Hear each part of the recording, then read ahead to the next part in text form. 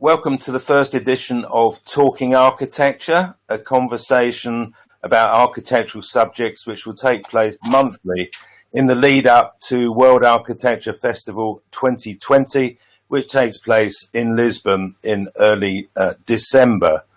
I'm delighted to have with me today Jeremy Melvin, who's the curator of World Architecture Festival, Mark Dytham, the founder, inventor or co-founder of the PechaKucha organisation and a partner in Klein Dytham Architects, Tokyo.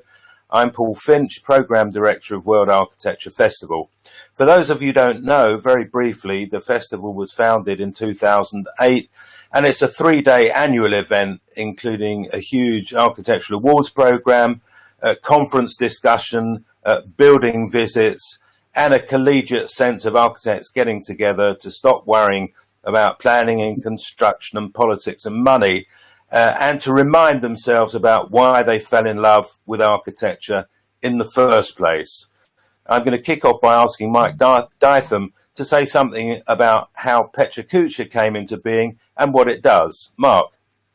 Thanks, Paul. PechaKucha, that's how we say it in Japan. PechaKucha is okay, but PechaKucha is the real way to say it. And it means chit-chat in Japanese. And it started off as a one-off event in Tokyo in 2003. We had an art space and we needed some events to fill the space. And it was the dawn of Keynote on the Mac and digital photography. So it was really easy to make presentations. We made those presentations every morning, or so every Monday morning in the office. We had a show and tell where people had been on a construction site or a factory. And we thought it'd be really cool if other people we could see what other people were doing. So we just devised this show and tell format. Architects talk too much, so we only give people 20 images, fast forward or forwarding every 20 seconds. So 6 minutes, 40 seconds, 400 seconds, and the next presenter's on. And we had a one-off event, and we had 10 speakers or so, and they brought in 5 or 6 friends, so 50, 60 people there. And from one event, it's continued. In fact, tomorrow we'll have our 170th event in Tokyo. So pretty amazing. That's fantastic. And World Architecture Festival, and I'm going to keep pronouncing it PechaKucha because it's easier. We've combined forces to do things at our festival over the years, but we have now combined to do something rather different because we're launching a competition which will be open for registration from the 1st of May, which is called Isolation Transformed. And the notion is that we look to creatives to come up with ideas about how we can mitigate, transform, perhaps even offset some of the effects of isolation that have accompanied this hideous coronavirus that has afflicted the world. And I'm going to ask Jeremy Melvin. Jeremy, what prompted the idea for this competition? Well, as you mentioned, it's to do with the effects of the coronavirus and indeed the technique that, or the method that most countries are using to a greater or lesser extent of isolating people, of creating distance to stop the chain of infection. Now, that means that architects who tend to be sort of semi-sociable and to interact in their offices quite a lot are working in isolation, generally at home. There are a few offices still working, but people who use them have to be much more, certainly in the UK, have to be much further spaced. Now, and that, of course, is common not just to architects, but given that architects are having the experience of isolation, they will have reactions to it. Architects tend to be critical of their surroundings, and I don't mean necessarily destructively critical. They tend to be reflective about their surroundings and to think about how they could be improved, and particularly if they're cooped up in necessarily small rooms, small accommodation, they may well be thinking, we are believing that they will be coming up with ideas about how these could be made better, more congenial, easier to work in. So that's one side of it. The other side of it is to show that the architectural and design community has enormous potential for helping to relieve this sort of condition. And that's in line with what WAF does, which is to curate the biggest conversation about contemporary architecture in the world and to unleash that wave of creativity on this particular issue. Now, architects are not going to come up with the vaccine or treatments because those are technical scientific things which architects are not competent to do. But what they might do is offset some of the social conditions of isolation, make it more bearable and make it easier to live with. And indeed, we hope to turn it to advantage. And in fact, we're opening this up to, as you say, designers as well as architects, but also to engineers and indeed students of those disciplines. So we're really appealing to the creative community. And Mark, you've got experience with PechaKucha of using your technology and your communications network to come up with ideas for other social crises. Would you like to say something about that? Sure. So what I didn't say right at the beginning is PechaKucha's from a one-off event. We're now in 1,227 cities around the world, which is pretty amazing. We don't charge for the format, and I think that's one of the reasons why it spreads so well or so virally around the world. And when we were about 600 cities 11 years ago, it was 9 years ago, we had the big earthquake and tsunami in Japan. And, Japan's inspired the world. And we thought it'd be really cool if some way all of our communities could get together around the world and sort of inspire Japan back as it were. And we had a huge event 4 weeks after the tsunami, earthquake, and the nuclear issues. We had a huge event, 105 cities joined in simultaneously. And we raised $100,000. And along with Architecture for Humanity, we built a new sports center in Kesanuma, along with Toyoito's Home for All project. So that was the start of this notion of Inspire Japan. But out of that, what's happened is that's become a way that we record what's been going on up there. People have given presentations about the temporary homes that they're living in. Even recently, we've just had a series of presentations on that. So in a way, we've become kind of the last responders, not the first responders. And we're monitoring and recording and archiving what happens in these issues after CNN and BBC have moved on. The PechaKucha Inspire program has managed to capture a lot of the positivity, a lot of the creativity of these difficult times. For anybody who doesn't know, there probably won't be many designers who don't know it, but just in case, is 20 slides of 20 seconds duration, which are on fixed time slots. So this stops people gassing on forever. And Mark, you've produced a format where people can make their own PechaKucha presentations where they do the 20 slides for the 20 seconds, but then they can do a continuous or non-continuous voiceover to accompany that. And this is called PechaKucha Create, and that's the platform that's going to be used for people to submit entries to this competition. I imagine that's taken a bit of time to work up as a platform. Yeah, we've been working that up for almost a year now. The idea had been there 4 or 5 years ago, but as these things happen, we've been working up, and it seems interesting that right now, where we are isolated and we can't go to a live PechaKucha event. So previously, every PechaKucha presentation that's been recorded and put online, we have over 17,000 presentations online, have all been made at live events. So obviously that can't happen now. And just luckily, we've been developing this Projector Create format, whereas exactly as you say, you upload 20 images, you voice them online, and then you share them out to the PechaKucha community. And it's super, super simple. And that's a really amazing tool. And that's what we're planning to use here for the competition. Well, that's very encouraging, because it's a great moment, not just to rethink how we deal with isolation, but actually maybe how we do short, sharp presentations which are communicable not just to other designers, but also to the general public, who, of course, will be the beneficiaries of any creative ideas that our audience could come up with. And Jeremy, would you like to say something about the different scales of ideas that we think that creatives can address for this competition? Well, design, of course, is a holistic discipline that covers everything from the design of tiny products to entire cities and indeed maybe even wider districts.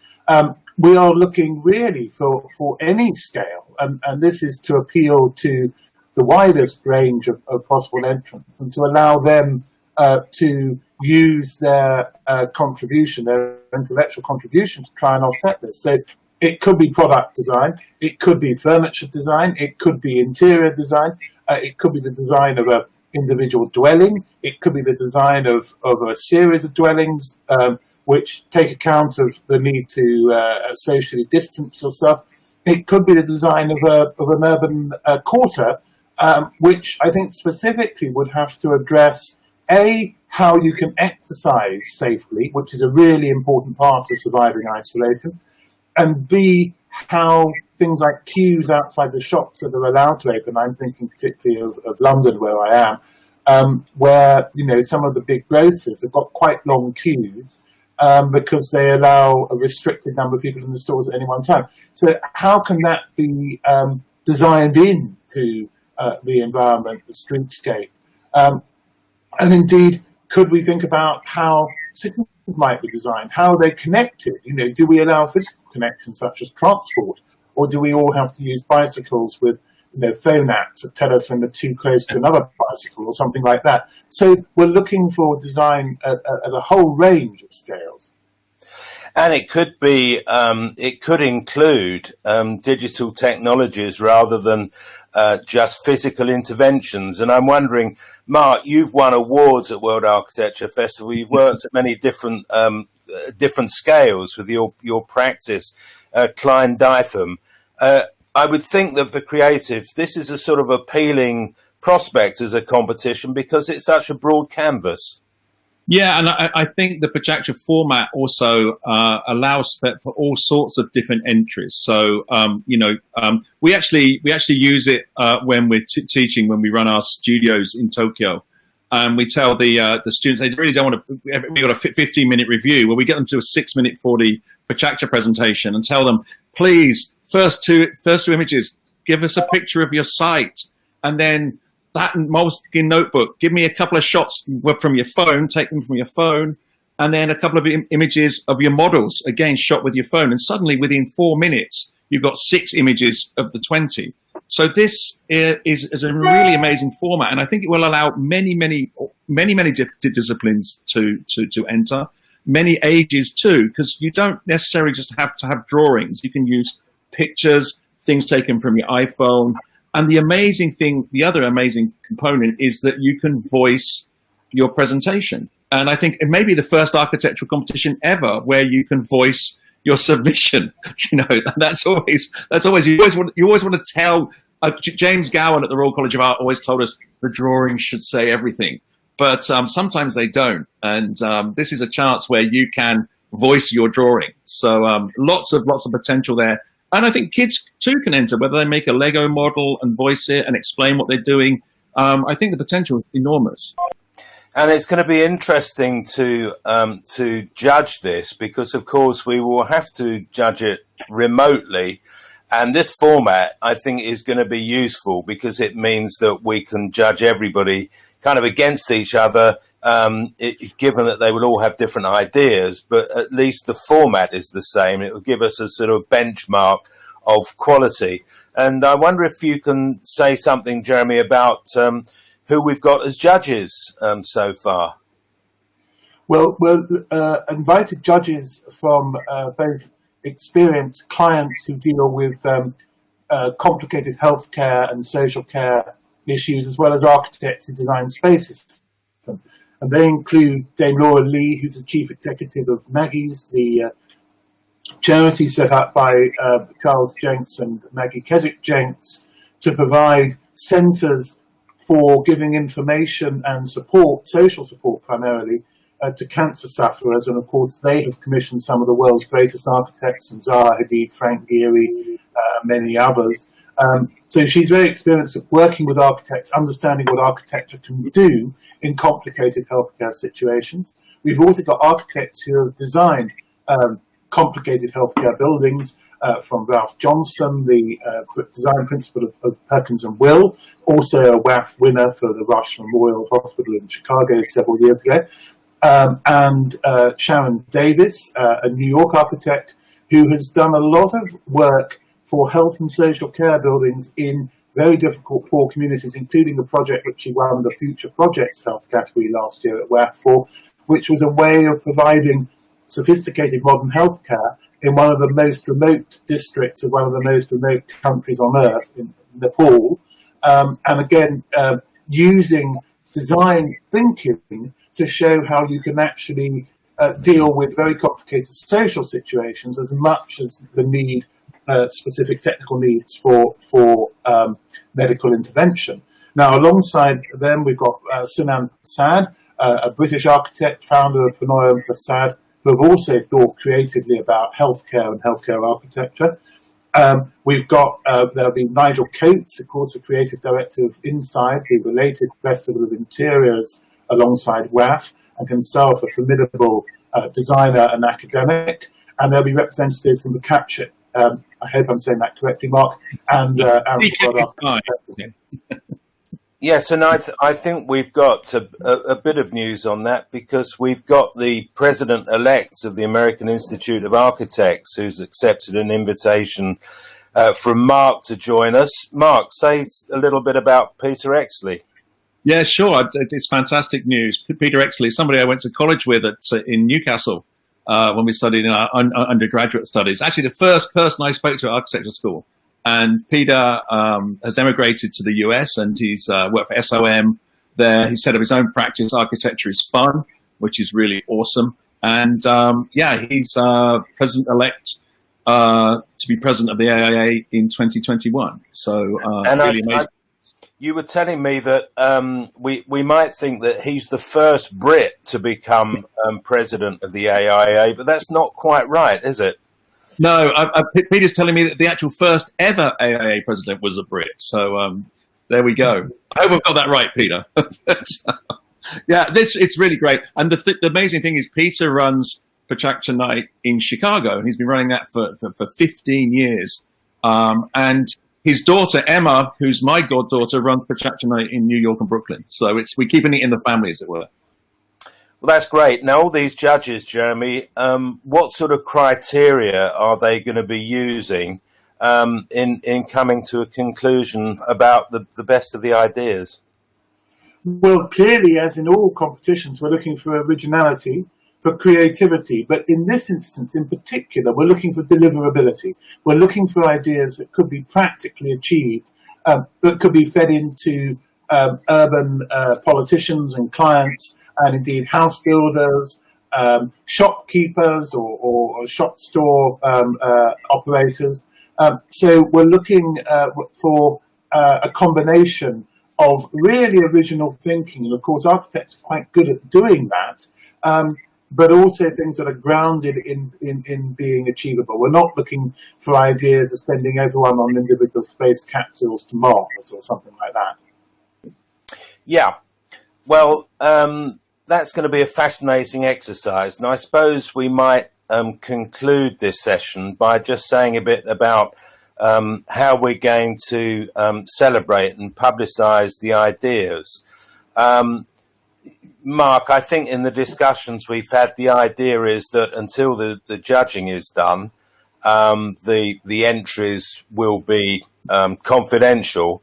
But once it is done, the idea is that everything will appear, certainly on the World Architecture Festival website, but probably more important, on PechaKucha.com. That's right. So we'll have a channel page or a channel assigned to this, and so all the presentations will be there. The other great thing is if you've entered this, once the presentations are made public, you're able to share them, embed them, turn them into videos. There's all sorts of really great things you can do with your presentations. So they're not just hidden on our website. Well, in fact, they're actually very visible on our website.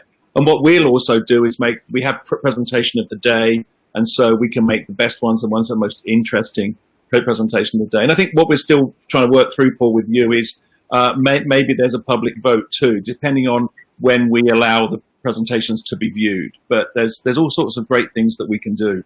And it's a very, I just want to say it's a very level playing field here. And we always find that with PechaKucha at the live events. We have a really famous architect and a student on the same stage, both with 20 images, 20 seconds an image. And it's quite interesting that the students normally do way better than the famous architects, because the famous architects are used to having 90 minutes to present their work. And the students are really prepared. So I just want to say that anybody can enter this, and it's a very level playing field. And I'm sure there's going to be many great ideas coming out of this. And of course, it is a celebration of ideas. Jeremy, say a brief word about what we can do at World Architecture Festival to promote the best of them. Well, we will obviously put them on the website, as you say. We may also mark them in the newsletter. Indeed, the newsletter edition that's about to come out has a sort of outline of the thinking behind the competition for anyone who wants to check it out a bit more. But we will certainly host a discussion at the festival, including selected entries, and we will help at least the overall winner with transport costs to come to take part in that. So we hope it will feed into a really big discussion about what architects can do for this particular situation, which much of the world finds itself. Well, I'm now going to bring this conversation about this competition, Isolation Transformed, to a friendly close, and invite all those who are participating in this event to type in your questions and your comments, and Mark, Jeremy and I will try to respond as best we can. Thank you very much for your attention.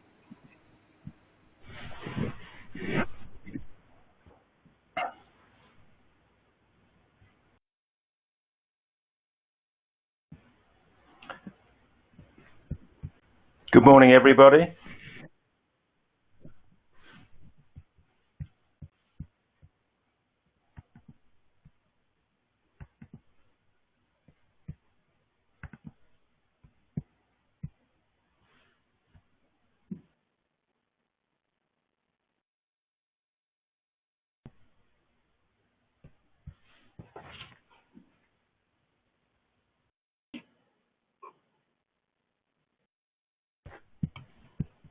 Good morning. Good morning. Hi, everybody. Can you hear me? Good morning. Due to some technical issues we've had, Mark and Jeremy and I are doing this live as though it's radio. So you will see our images on the screen. We're live speaking to each other, but you won't see us talking live.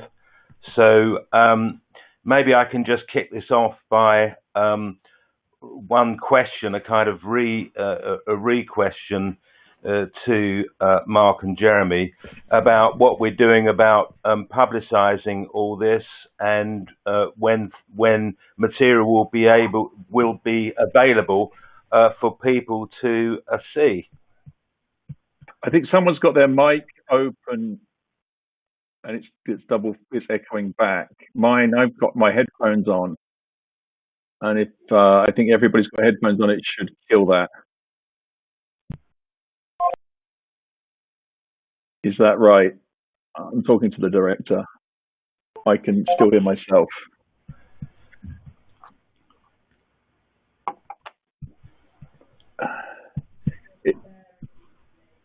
It's a whole new world out here, isn't it?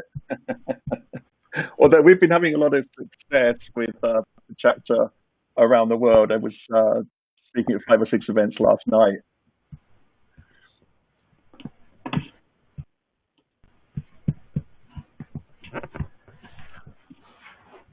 Well, I've got a question here from Sandra Felix, which is, do entries have to be individual?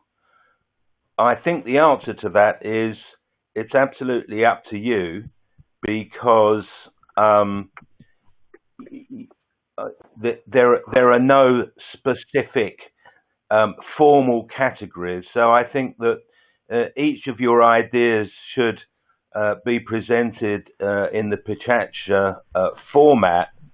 And I guess in theory, but I'll ask Mark to comment on this, if you wanted to put several ideas onto the same presentation.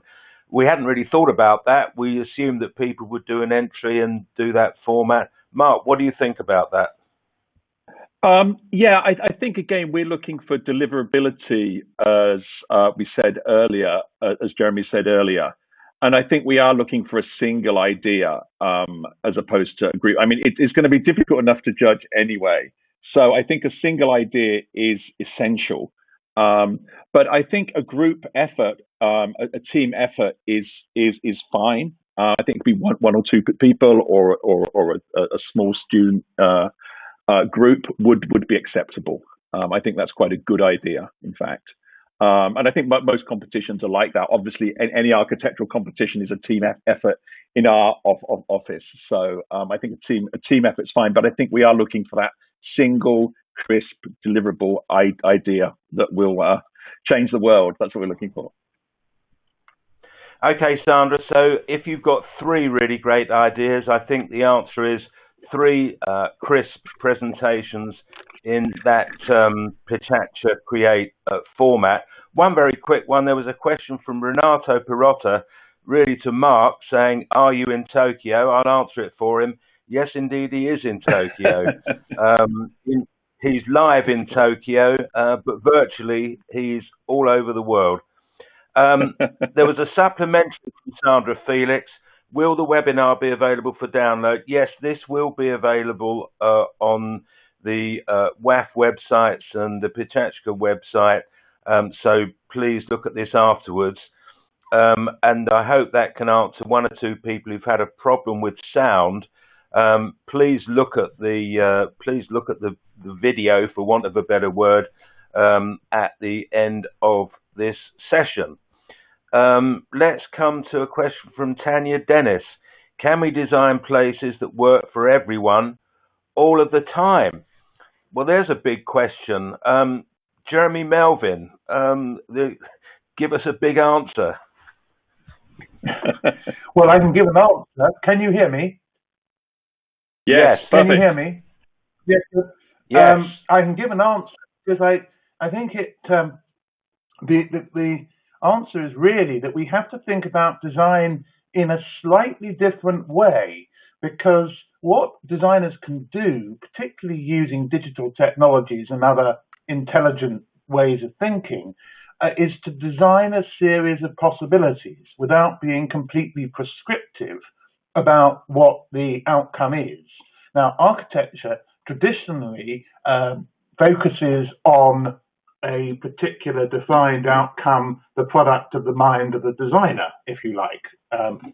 Now, if you say that's not what we're trying to do, what we're trying to do is to devolve some of the outcome to the user, the operator, whatever you want to call them, and we use digital technologies, I think it becomes a much easier way of making a workplace that can be adapted to a very wide range of individual needs. You can change the physical environment using cybernetics and other forms of IT. You can have all sorts of connectivity which were not possible even 10 years ago using the sort of technology we're trying to use now. And we can also have real-time or close to real-time information about what's going on, whether it's to do with pricing, whether it's to do with how people are using certain sorts of space. And I think if designers understand the qualities, the ways in place of things, then I are really close to designing a workplace that works for most people most of the time, maybe not everyone all the time. Now, Mark, can I extend that out to the wider world? Of course, an awful lot of people have turned their workplace into a sort of domestic environment, or vice versa. But what about public spaces? How do you, as an architect and designer, think that we might be addressing this question of isolation in what are essential convivial places? Yeah, absolutely, Paul. I mean, just before I answer that, I think that it's been interesting that we talked about isolation before in cities like Hong Kong or Tokyo, where people are crammed together. They go home to their small apartment room, and they were together yet isolated. And here we are. We've got almost this double isolation in a way, which is an interesting problem. But somehow people have got more connected, I think, because they are so isolated. And that certainly happened for PechaKucha or PechaKucha or PK, whatever, however people want to say it, around the world. It's pulled our network together in a much stronger way than we'd ever had before, because we're connecting online like this, and it's become the norm. There isn't another option. So I'm trying to think. I don't want to give too many answers away, because I think I'm interested to see what the entrants think. But it is interesting. How do you make, and lots of our spaces are very, very social that we design. So our Tsutaya bookstore or our open house project in Bangkok is all about people coming together. The architecture is 50% of our projects, but the social interaction is the other 50%. So what that becomes now, where we have to keep distanced, I don't know. And I think that's a whole part of the competition, to try and explore that, and for everybody to try and come up with their own fantastic ideas. It is a big problem for social spaces. How do we get together but not be that close? And Jeremy, I suppose the experience of things like shopping, even if we assume that the world of online shopping and delivery will continue to increase, there is nevertheless a vast range of experiences that are connected to architecture, from the department store to the shopping mall to the high street, which are really going to be in need of some creative attention. I think that's absolutely right. And of course, the department store, which is really only just over 100 years old, a late 19th century phenomenon, was all about creating a pleasure through the act of consumption.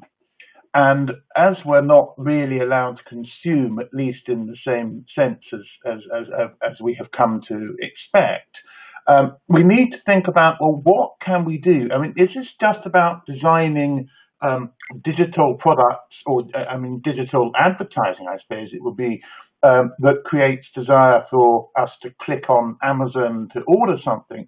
Or can we do that in physical space? And I think that's a really interesting thing about the urban dimension of what this competition is about.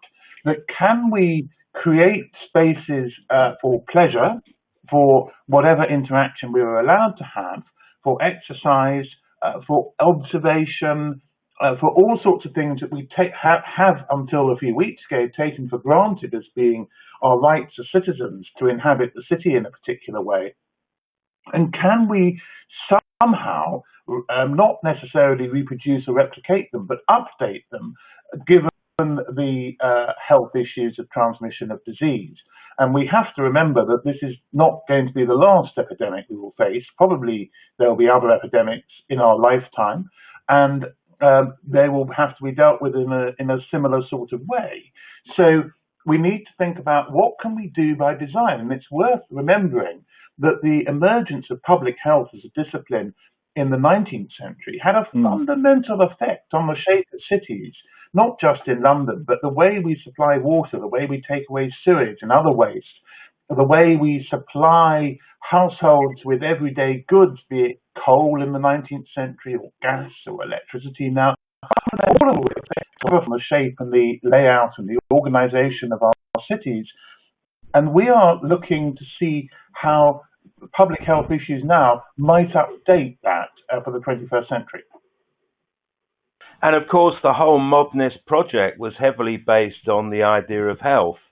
I mean, Le Corbusier's ideas about isolated tower blocks surrounded by green space were very much a reaction to 19th century slum conditions. I want to move on just a little group of technical questions I think easily dealt with. Steve Kemp, will a recording of this webinar be sent out to those who have registered it? It will be available to you, courtesy of the Workcast Studio. Tanya Dennis, can we design? Sorry, we've done that one. John Chua, will there be a summary of what was discussed in this overview? Well, I think you'll have to look at it on the screen, but in a sense, the real overview of this is the competition brief, because that is the sort of if you like, the concentrated essence of what it is that we're trying to get at here. Tim Dendecker, could we post a link of the video of the discussion after the webinar? Yes, again, you will be able to access that. Now, we've got one here from Diana Hare, and this is really about scale. Am I right in thinking that the competition could be about anything from product to urban space? Let me have a go at that first, and then I'll ask both Mark and Jeremy to comment. Our idea here was that the circumstances in which people find themselves in relation to this virus works at very many different scales, from the individual working from home, possibly on their own, through to groups of people who are still operating collectively, some who are having to use public transport, people who are still doing shopping, but are nevertheless having to exercise this question of isolation. And it seemed to us that rather than just seize on one aspect of this, that we should throw it open to creative minds to think about what might happen, how might we be able to improve the circumstances in which we find ourselves wherever we might be. Now, of course, this doesn't mean that everybody has to address all problems. Better to focus on one thing that has interested you. But I think that's the spirit of it. And we didn't want this just to be about how to make my kitchen more agreeable for my laptop. But Mark, would you like to comment on this? Yeah, I very, very much so, Paul. I think that the great thing with PechaKucha, as I said at the beginning or during the video, is it's a very leveling format. So anybody could submit, whether you're a product designer or architect or a young designer. And I think that the scale can be anything, in fact. And one of the key things that I think I'm looking for is the positivity. What does this situation, what new potential does this give to the designer? Because there are less people, there's more space, there's less pollution.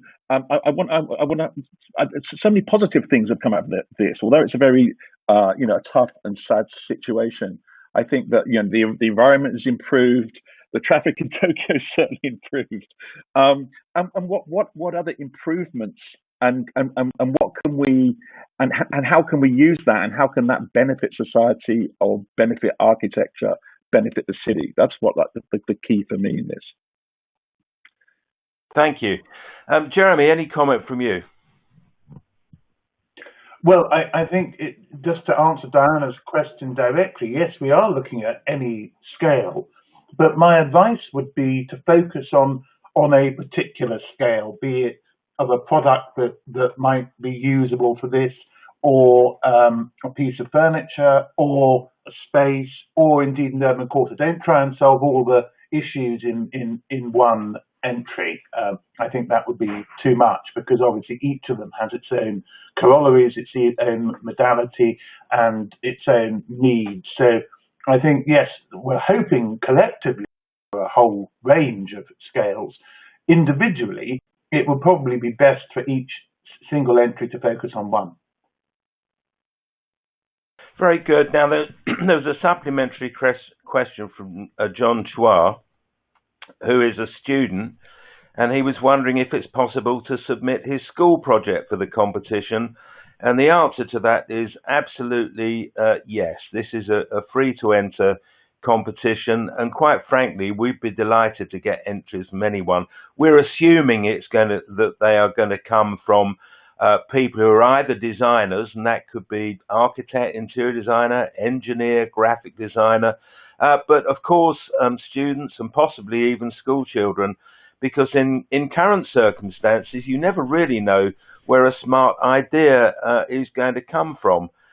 Mark, you've had a lot of experience of all sorts of ideas in response to social situations. I'm thinking about all the great work PK did in relation to the Fukushima disaster a few years ago in Japan.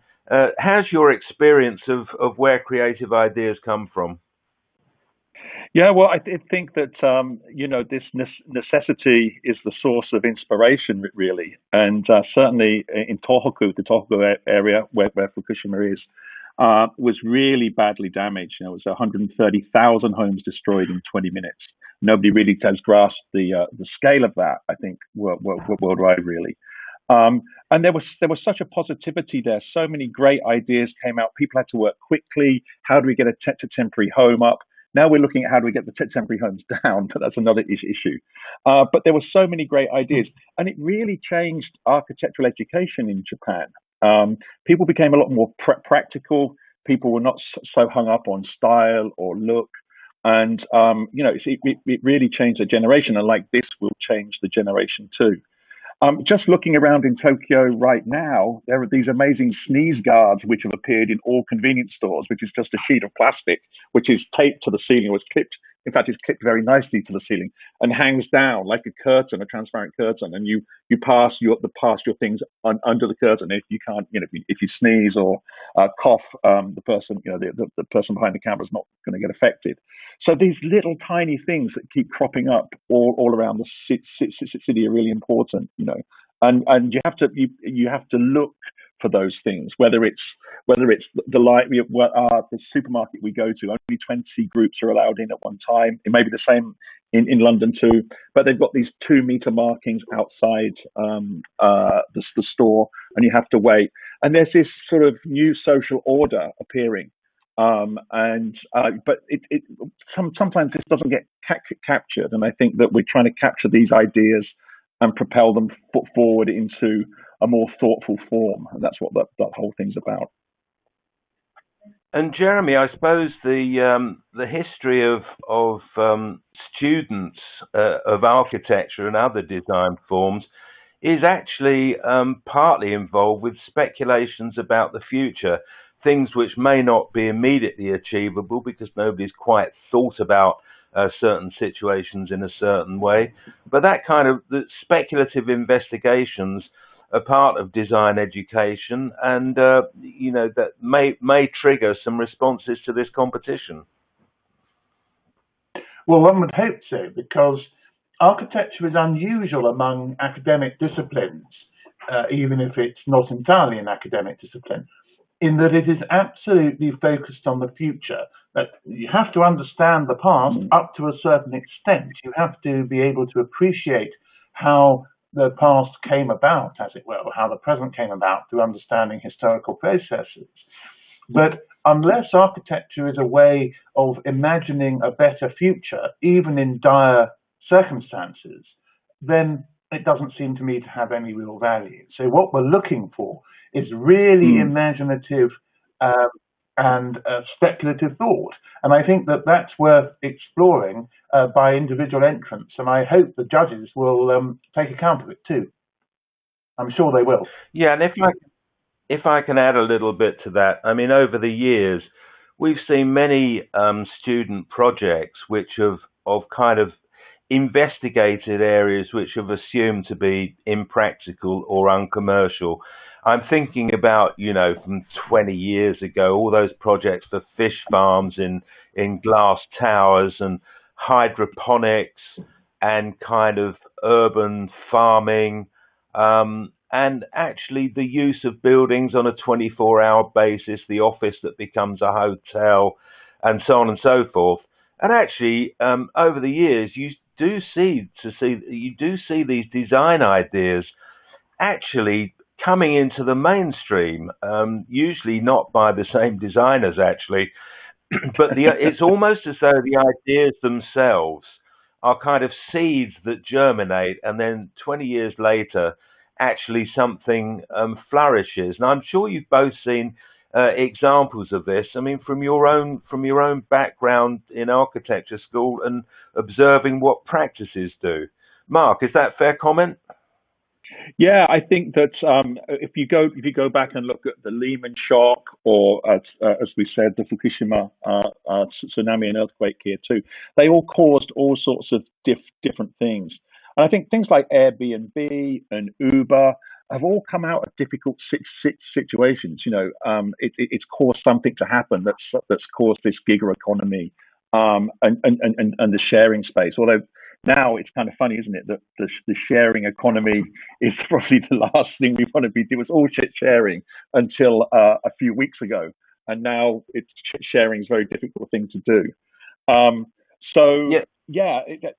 These moments trigger all sorts of different things, and I think we've seen the housing market change after the Lehman shock. We see developments too. I mean, Japan's on a sort of 20-year cycle for some amazing reason. The city seems to get built every 20 years.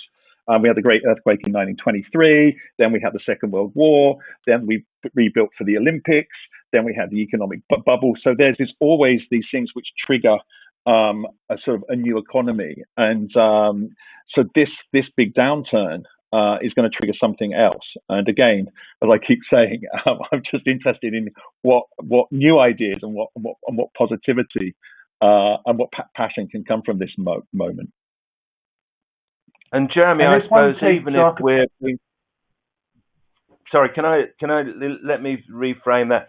The one thing that we can share, even if we're circumspect about sharing social space, we can share ideas.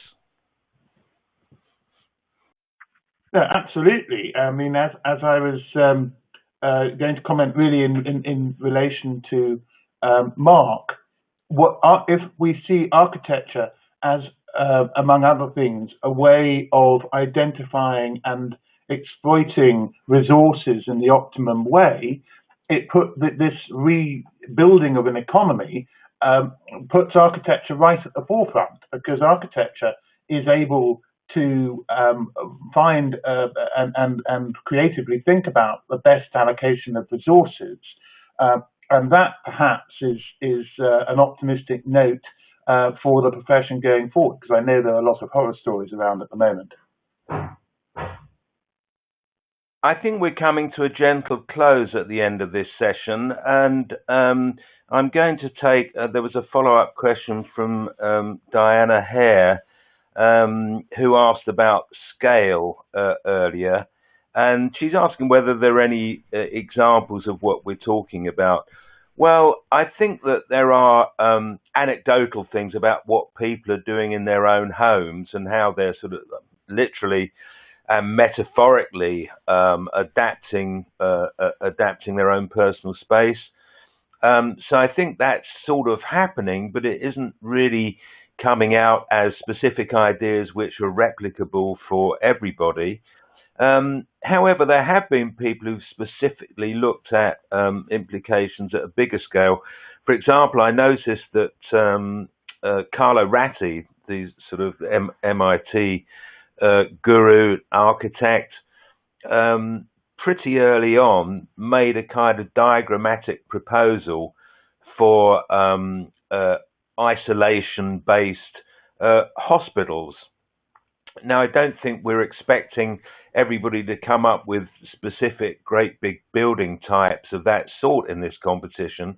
But we are interested in things at different scales, and in particular, I think the way in which we inhabit space and volume, and how we inhabit it, if on the one hand we don't have to isolate in respect of our own families or our own close groups, but we may have to do something which I think has only ever happened in human history, at the time of pandemics, of which there have been many over the centuries, which is that we have to treat social space as not exactly antisocial space, but as non-social space for much of the time.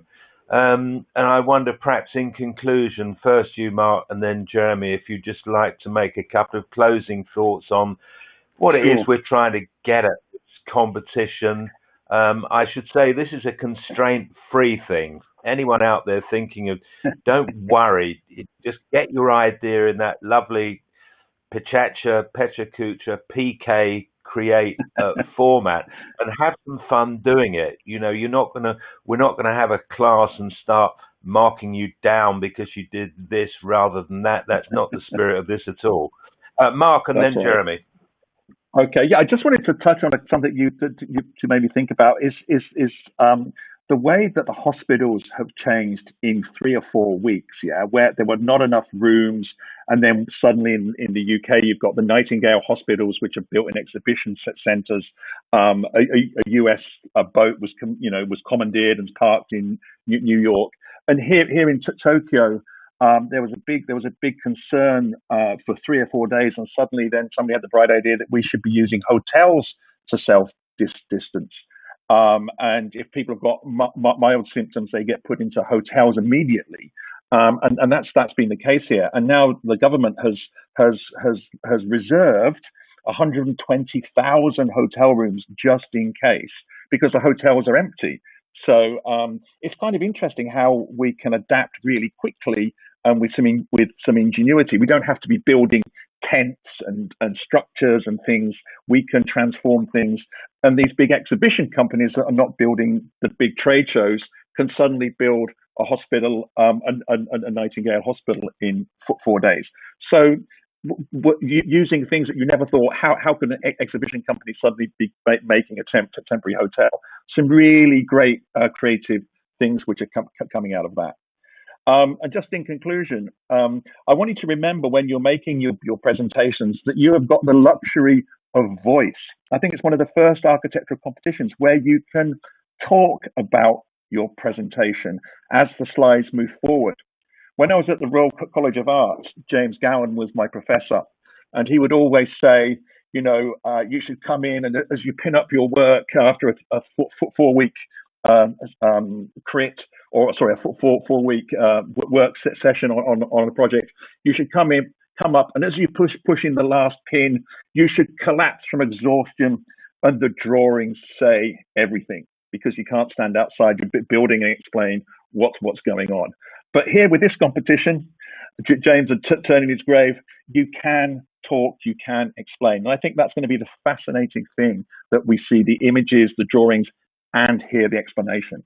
So I wish you all a great deal of luck, and we're really looking forward to some exciting entries. Jeremy.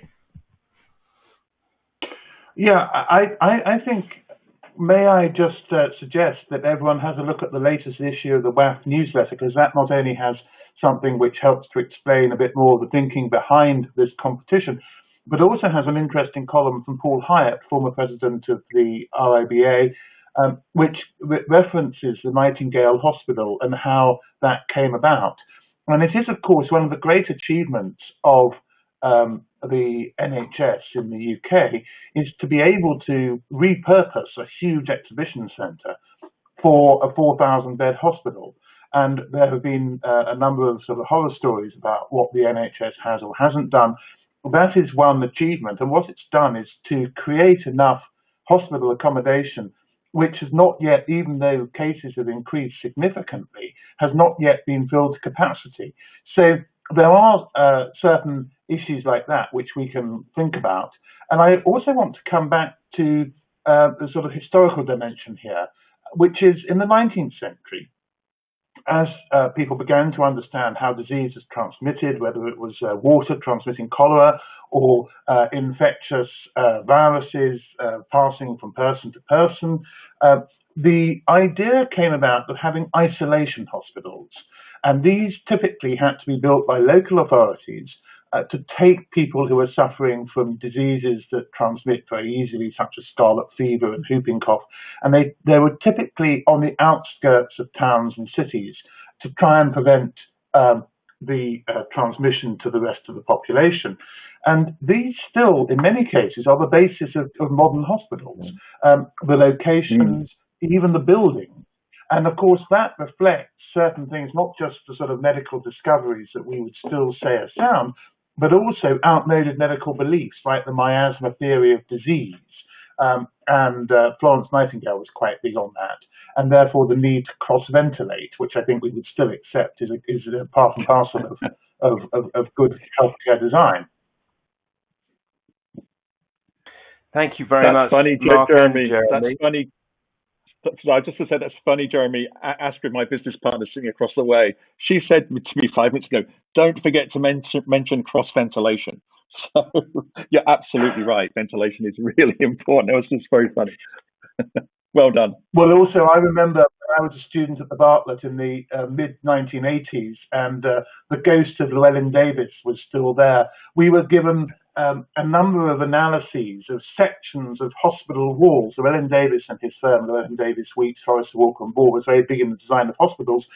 And what this showed was that you had a sort of recessed clerestory, which not only threw light deeper into space, but also assisted with cross ventilation. So I think many of us have probably been brought up with that sort of thinking. And of course, this virus crisis has focused attention on, in the end, our health is the first thing that we have, and that involves air and water, as well as the space that we inhabit.